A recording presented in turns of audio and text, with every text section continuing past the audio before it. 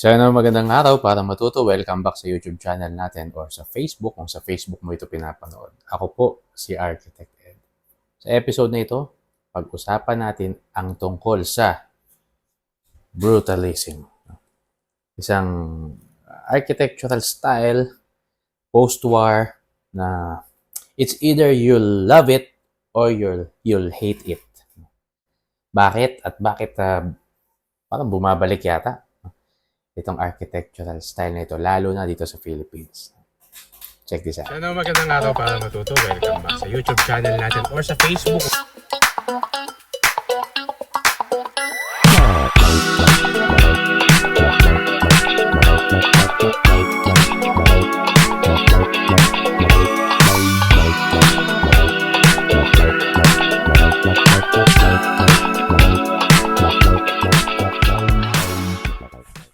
Kung hindi ka pa subscribe dito sa YouTube or sa Facebook channel natin, mag-subscribe ka na. No?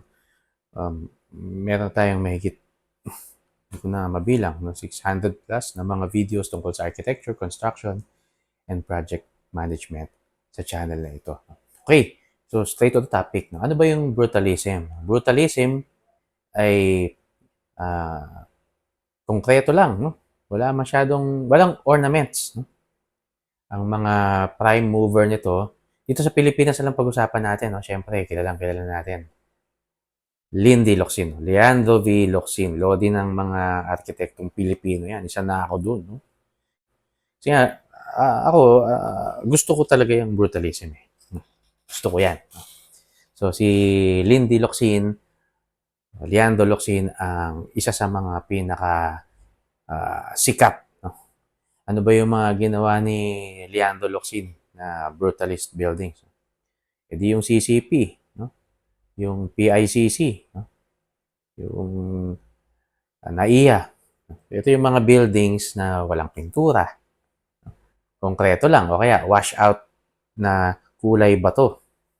Wala talaga siyang finishing, kundi kung ano yung material niya. No? Ganon siya katotoo.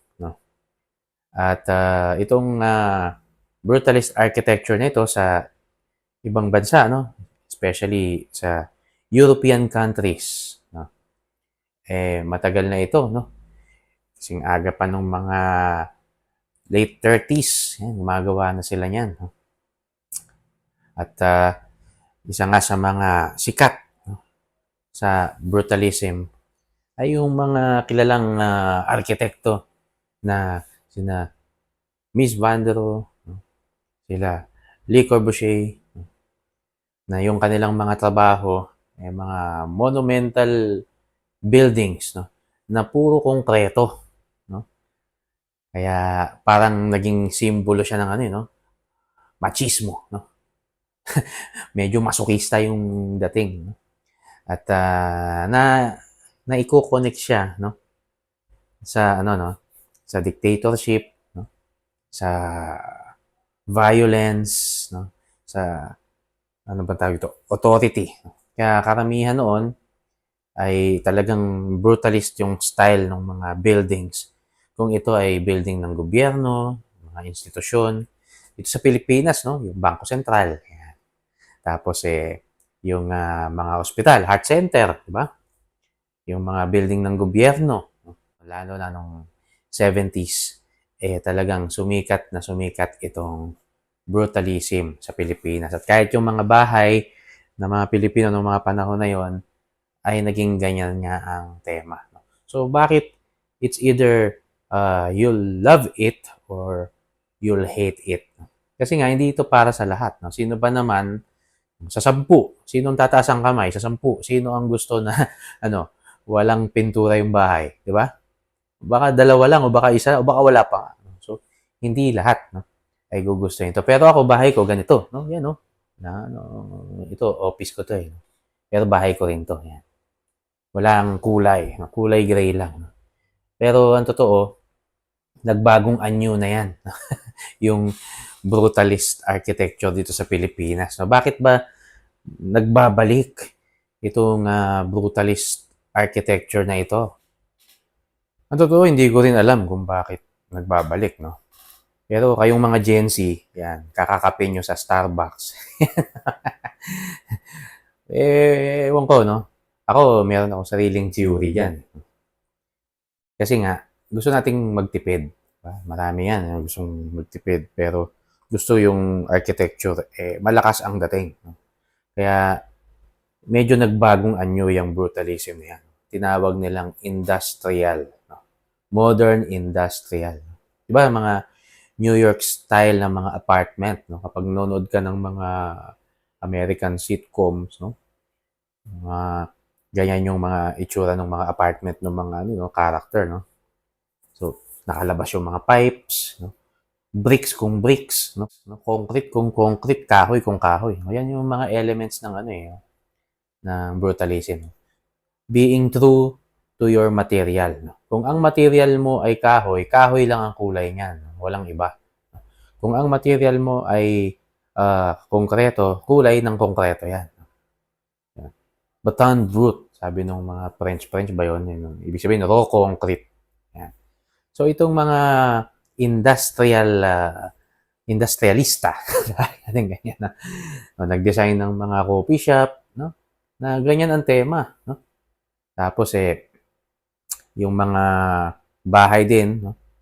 Medyo kadikit kasi ng tema ng klima sa Philippines. Tropical country kasi ang Philippines. Medyo bagay kasi, no?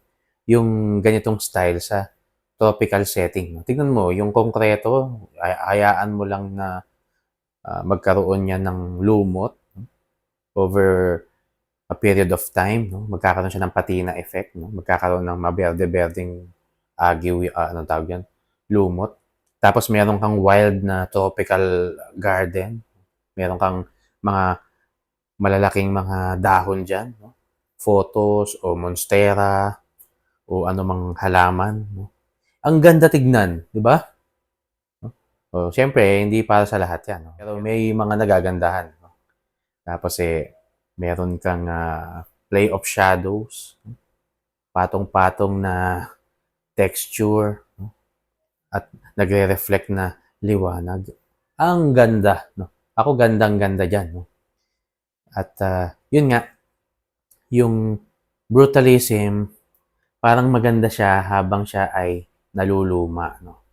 Meron nga talagang ano yun, beauty in decay. No?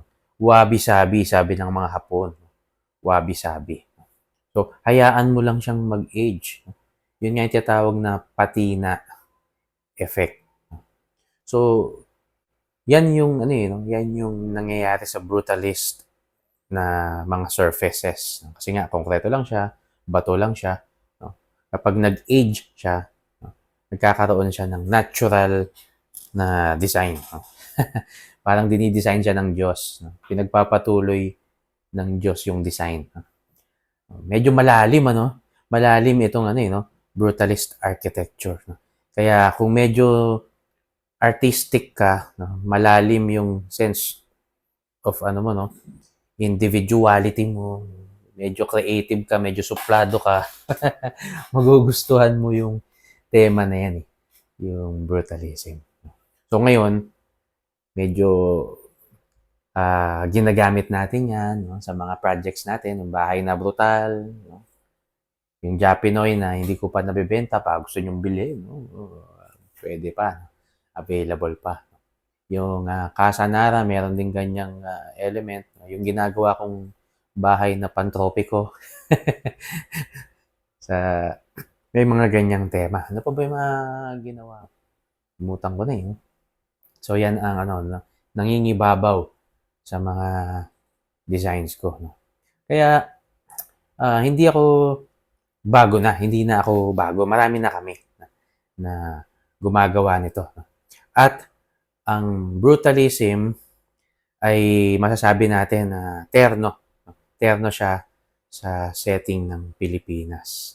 Kaya kung ang gusto mong klase ng architecture, hindi masyadong mini-maintain yung pintura dahil wala nga siyang pintura, no? Sealer lang. No?